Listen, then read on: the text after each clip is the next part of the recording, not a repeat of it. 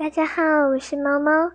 今天要讲的故事是《白雪与红玫瑰》，作者格林兄弟。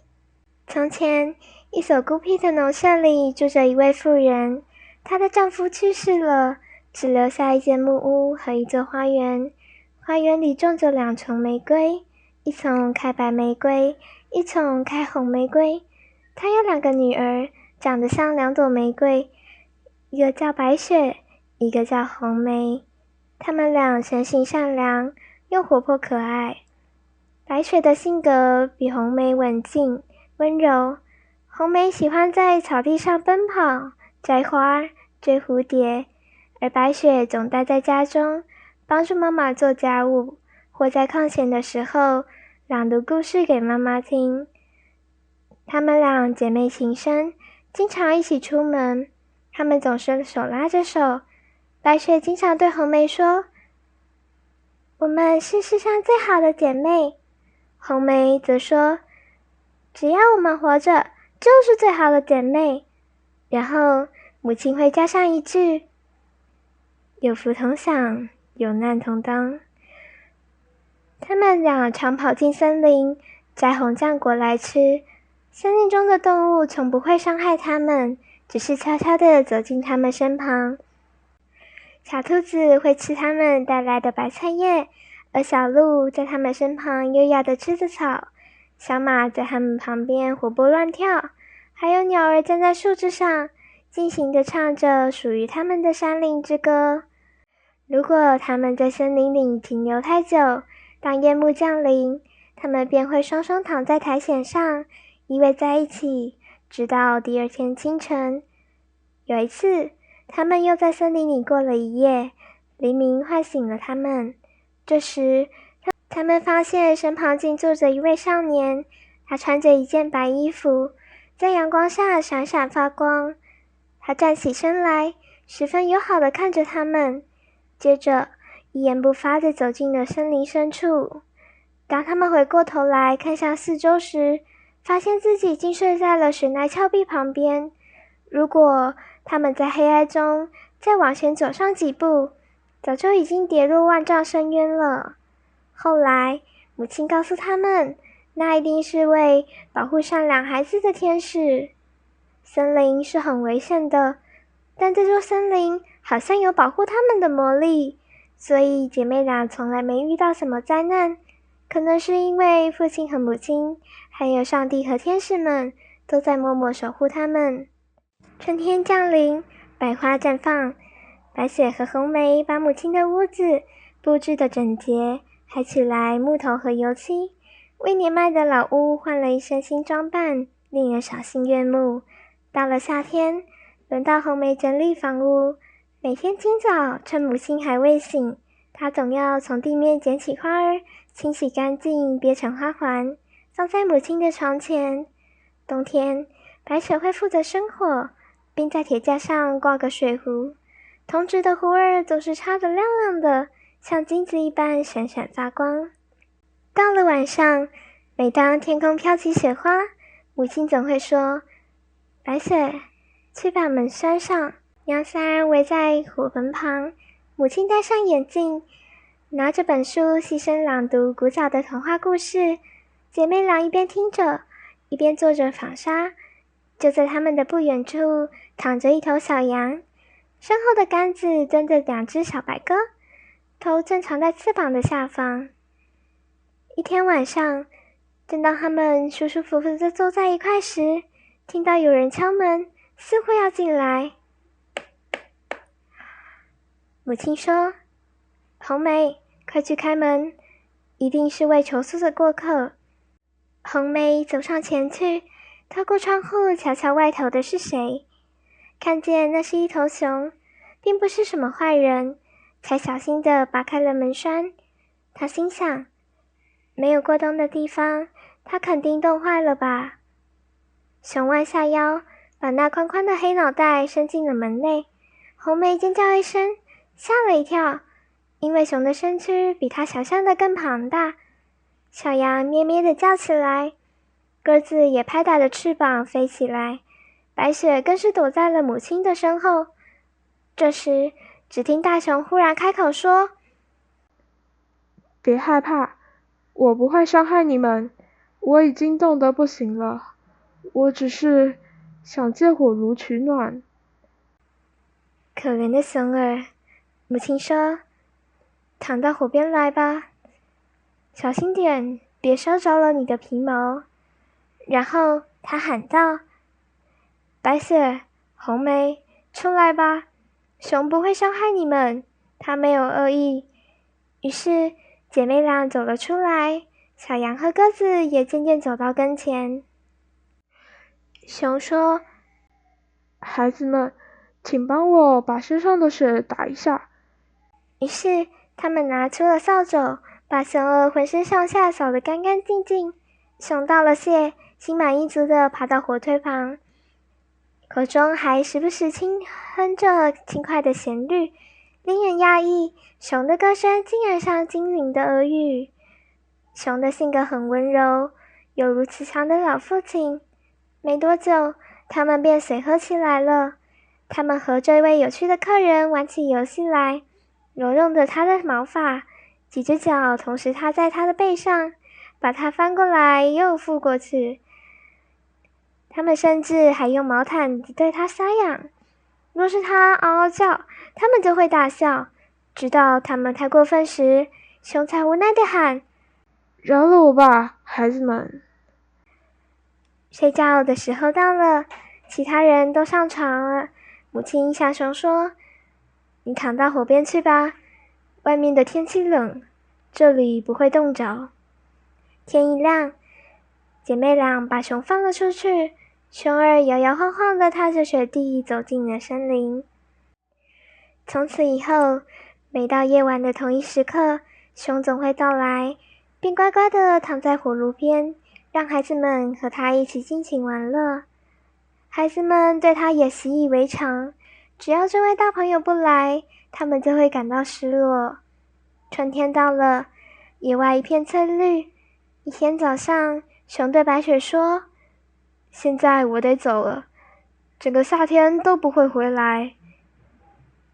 你要到哪里去，熊宝宝？白雪问。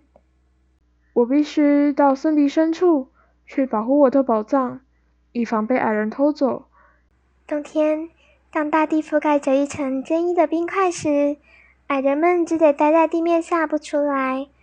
而现在，冰雪消融，和煦的阳光普照着大地，他们就破土而出，到处郊外寻找食物和财宝。一旦有任何东西落入了他们的手中，被他们带到洞里，就休想再见天日了。白雪对他的离去可伤心啦，她为熊儿开了门，熊儿匆匆地往外挤出时，碰在了门上，身上落下了一撮毛发。白雪似乎看到了里面发出一道金光，但她一时无法确定。熊儿很快就离去了，一会儿就消失在林海中。过了一段时间，母亲让姐妹们去行踪。母亲让姐妹俩去林中时采火，她们发现一棵大树倒在地上，树旁的草丛有件东西在来回乱跳，不过看不清是什么东西。等他们走近一看，原来是一个小矮子啊！只见他面色枯黄，雪白的胡须足足有1码长。此时，他胡须的一端正卡在树缝中。这小家伙就像拴在绳子上的狗，不停地乱跳，茫然不知所措。矮人瞪着一对通红的眼睛盯着姐妹俩，口里直嚷嚷：还站着干嘛？你们难道就不会帮我一把吗？你怎么卡到那里面了啊，小个子？红梅问道。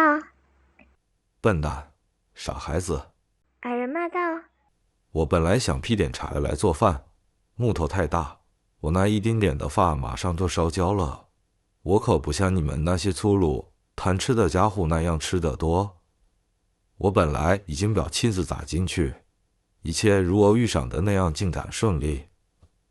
可是那妻子太滑了，蒙都向外弹了出来，树缝便马上合拢，害我漂亮的胡子拔不出来了。现在它被卡得很紧，我也走不开。你们两个傻瓜，油嘴滑舌，奶油粉面的毛丫头居然嘲笑我，你俩真是太可恶了。姑娘们收敛笑容，使劲地帮她拔胡子，可是就是拔不出来，胡子在里面卡得太紧了。我去找帮手来，红梅说：“你这没头脑的丫头！”小孩子咆哮起来：“找什么帮手？你们两个已经够烦人了，难道你们就没有别的法子？”别着急，白雪说：“我来帮你。”于是她从口袋里掏出一把剪刀，一刀把胡子卡住的那端剪断了。矮子脱身后，一把抓起藏在树根处的布袋，袋口闪亮亮的，好像装满了金子。他一手提着袋子，口中嘟囔道：“你们这些粗鲁的家伙，把我这么漂亮的胡须给剪断了，你们不会有好报的。”说完，便把袋子穿上肩，瞧也不瞧他们一眼就走了。过了一些日子，白雪和红梅一起去钓鱼。他俩走进小溪时，突然见到一个蚱蜢似的东西要往下跳，仿佛随时都会跳入水中。他们走近一看，原来又是那个小矮子啊！你上哪去？这可不是要往水中去吧？红梅着急地问。我才没那么傻呢！小矮子叫道。难道你没看到那条可恶的鱼想把我拖下水吗？小矮子刚才一直坐在那儿钓鱼，不巧把胡须和鱼线搅在了一起。一会儿鱼儿咬实了，这位手无缚鸡之力的小矮子可没有力气把鱼儿拉上来。鱼儿逐渐占了上风，使劲地把小矮子朝水中拉。他只得抓住一根稻草，何等新草，但那又如何呢？他只得跟着鱼儿的游动上下跳动，随时都有被拖入水中的风险。姐妹俩来的正是时候，她们一边使劲抓住小矮子，一边帮他从鱼线上解开胡须。可是胡须和线缠得太紧了，怎么也解不开。他们实在无计可施，只得拿出剪刀，一刀剪去胡须。小矮子一见便尖叫：“真粗鲁！你们两个坏丫头竟然毁我的容！先前剪掉了我好端端的胡须还不够吗？现在又剪掉最漂亮的一段，我还有何面目去见人？你们快给我滚！滚的连鞋子也丢掉才好！”说完便从草丛中提出一袋珠宝，二话没有说，一步一拐地消失在岩石后面。我很粗鲁吗？红梅悻悻然地问白雪。白雪摇摇头说：“你帮助了他，力量大是你的优点，我为你感到骄傲。”不久后，母亲让姐妹俩进城买针线、绳索和带子。她们沿路来到一片荒地，荒地上布满了巨大的石块。只见一只大鸟正在空中飞翔，鸟在它们头上盘旋，越飞越低，最后停在不远处的一块岩石上。紧接着，他们听到了一声撕心裂肺的惨叫声，走上前一看，他们惊呆了。老鹰居然把他们的老熟人小矮子给逮住了，就要把他叼走。女孩们出于同情，立刻抓住了小矮子，拼命地与鹰爪抢夺起来，最后把他夺了过来。小矮子可吓呆了，等他回过神后，立刻歇斯底里地大叫：“难道你们就不能小心一点吗？瞧你们把我这身棕色的上衣扯成了什么破烂样！你们两个笨手笨脚的丫头！”说完，他又扛起一袋宝石，钻进了岩石下面的洞中。姐妹俩对这种忘恩负义的行径早已习以为常，赶忙上路往城中办事情。回家的路上，他们又途经那片荒地，这可把小孩子吓了一跳。原来他正往空地上倒一堆宝石，万万没想到这么晚居然还会有人来。晚霞照在明亮的宝石上，七彩斑斓，耀眼无比，孩子们都看呆了。“你们傻傻的站在那里干嘛？”小孩子吼道。他那张原本是灰色的脸，现在变成了古铜色。就在他不停地咒骂的同时，只听一阵咆哮，一头黑熊从森林里奔了出来，直向他们这儿扑来。小孩子猛地吓了一跳，还没来得及跳回洞中，熊已赶到。只见矮人惊惊胆战地哀求道：“亲爱的熊先生，你饶了我吧，我把所有的财宝都给你。瞧，地上这些钻石多漂亮，饶了我吧。你不会吃我这弱不禁风的肉骨头吧？我还不够你塞牙的，快去抓住那2个女人，你可美美的吃一顿。”熊才不听他那一套呢，劈手一掌，就把这可恶的家伙击倒在地，从此再也起不来了。姐妹俩撒腿就逃，但听到熊儿喊道：“白雪、红梅，别害怕，等一下，我和你们一起去。”这时他俩认出了这声音，是之前的熊宝宝，他长大了，于是停下来等他。熊走到姐妹跟前，熊皮忽然脱落了，柔软的皮毛下是一位面貌清秀、头发微卷的少年。“我是森林里的精灵。”他说，“那个矮子偷走了我的竹笛，并向我施以妖术，把我变成一头野熊。现在他已经受到了应有的惩罚，而我终于能够恢复样貌。”白雪后来嫁给了他，而红梅嫁给了精灵的哥哥。他们平分了部分小孩子聚集在洞中的大量财宝，开了一家小小的发廊，欢迎矮人们定期来修剪胡须，免得生活的困难导致他们行事过于偏激。另一部分的宝藏带到镇上，发给饥肠辘辘的贫困家庭。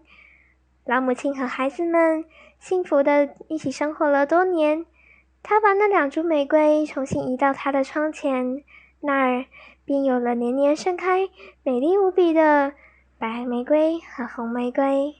今天的故事就到这边结束啦，感谢各位的收听。如果喜欢我的频道的话，欢迎帮我订阅，按下小铃铛，你就可以收到最新的童话消息哟。